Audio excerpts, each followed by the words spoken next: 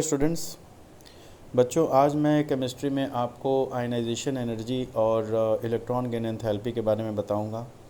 Ionization energy क्या होती है, इलेक्ट्रॉन गेन एंथैल्पी क्या होती है और किस तरीके से इसको लेकर के हम बताते हैं कि कोई भी एटम ज़्यादा स्टेबल है या ज़्यादा रिएक्टिव है, और किसकी टेंडेंसी नॉन मेटल की है, किसकी टेंडेंसी मेटल की है। आप आयनाइजेशन एनर्जी की वैल्यू देख करके और इलेक्ट्रॉन गेन एंथैल्पी की वैल्यू देख करके ये बात बता सकते हैं। तो सबसे पहले मैं आपको बताता हूँ कि आयनाइजेशन एनर्जी क्या होती है।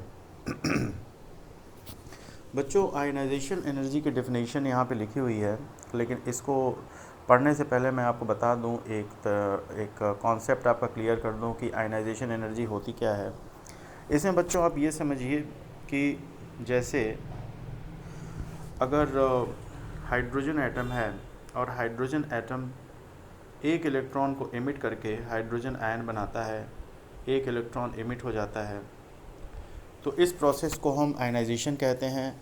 एटम से कैटायन के फॉर्मेशन को हम आयनाइजेशन कहते हैं, या फिर आयन के फॉर्मेशन को आयनाइजेशन कहा जाता है। तो इसमें एक इलेक्ट्रॉन एमिट हो रहा है। कोई भी एटम जिसमें से इलेक्ट्रॉन को हमें एमिट कराना है तो उसको हमें एनर्जी देनी होती है, या तो कम या तो ज़्यादा। अगर वो एटम काफ़ी ज़्यादा स्टेबल है तो हमें एनर्जी उतनी ही ज़्यादा देनी होगी उसको आयनाइज़ कराने के लिए, और वो अगर रिएक्टिव है, कम स्टेबिलिटी है उसके अंदर, तो उसे एनर्जी हमें कम देनी होगी उसको आयनाइज़ करने के लिए। तो आयनाइजेशन एनर्जी की वैल्यू को देख करके आप बता सकते हैं कि जिस भी एटम की आयनाइजेशन एनर्जी वो है तो वो ज़्यादा स्टेबल है या ज़्यादा रिएक्टिव है। अगर काफ़ी ज़्यादा उसकी आयनाइजेशन एनर्जी है, किलो जूल पर मोल में हम आयनाइजेशन एनर्जी को नोटिफाई करते हैं, और अगर उसकी आयनाइजेशन एनर्जी अगर हाई है तो यानी कि वो काफ़ी स्टेबल है, लो है तो वो रिएक्टिव है। तो इस तरीके से आप आयनाइजेशन एनर्जी की वैल्यू को देख करके आप ये चीज़ बता सकते हैं। तो आयनाइजेशन एनर्जी को डिफ़ाइन आप कैसे करेंगे, इसको आप देखिए। The ionisation energy is the quantity of the energy that an isolated gaseous atom in the ground electronic state must absorb to discharge an electron resulting in a cation formation. This energy is usually expressed in kilojoule per mole, or the amount of the energy it takes for all the atoms in a mole to lose one electron each. इसका मतलब ये हुआ कि ionization energy की value आप समझ गए कि हाई होती है तो लो होती है, तो किस तरीके से हम एटम की स्टेबिलिटी के बारे में डिटरमाइन करते हैं कि वो रिएक्टिव है या अनरिएक्टिव है। दूसरी चीज़ इसमें हम आपको बता दें कि इलेक्ट्रॉन गेन एंथैल्पी क्या चीज़ होती है। अब इलेक्ट्रॉन गेन एंथैल्पी की बात जो की जाती है वो मेनली नॉन मेटल्स के बारे में की जाती है, और कोई भी नॉन मेटल है, जैसे मान लीजिए कि अगर फ्लोरीन है, फ्लोरीन में आप ये देखिए कि फ्लोरीन जब इलेक्ट्रॉन को टेकअप करेगा तो उसमें से एनर्जी रिलीज़ होती है, और जब एनर्जी उसमें से रिलीज़ होती है तो इसी वजह से हम उसको नेगेटिव साइन देते हैं एनर्जी के रिलीज़ को।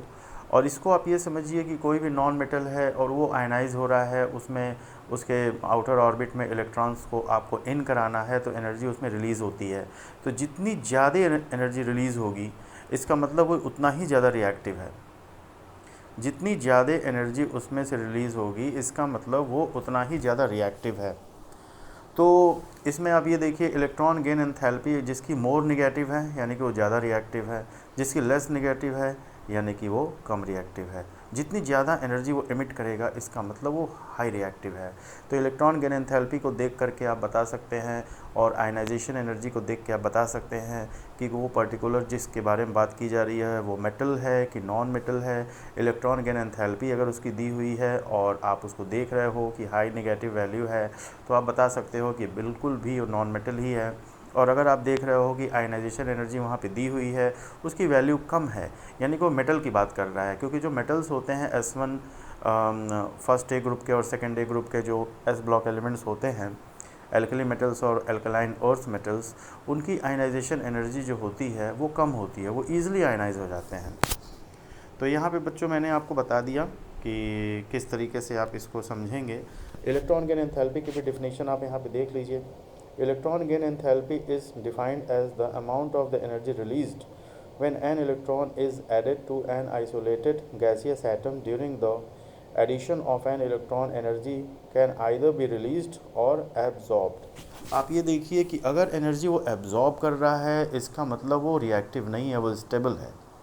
इलेक्ट्रॉन को इन कराने के लिए अगर आपको एनर्जी उसको देनी पड़ रही है तो इलेक्ट्रॉन गेन एंथैल्पी जो है पॉजिटिव वैल्यू होगी, इसका मतलब वो स्टेबल है। तो ये चीज़ आप समझ गए होंगे। और बच्चों अगले कॉन्सेप्ट में मैं दूसरी चीज़ें लेकर के आपको आऊँगा और चीज़ों को बढ़िया तरीके से बताऊँगा ताकि आप अच्छे से समझ सकें।